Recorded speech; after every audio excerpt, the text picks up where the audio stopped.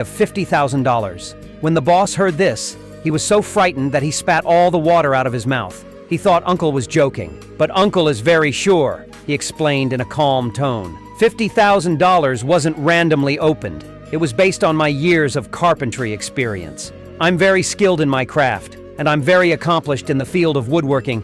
I believe my craftsmanship can bring many surprises to your company. Although the boss was still a little suspicious, he saw his uncle's confident appearance. So he decided to test Uncle's abilities. He deliberately brought a piece of rotten wood in poor shape and said to his uncle, if he could make a beautiful table out of this rotten piece of wood, he promised to hire Uncle and at the same time compensate him for an extra $200. Uncle understands that this is the boss to test his own abilities. He didn't panic, instead was excited. Hearing the extra compensation, his morale rose even more, and without saying a word, he immediately got to work.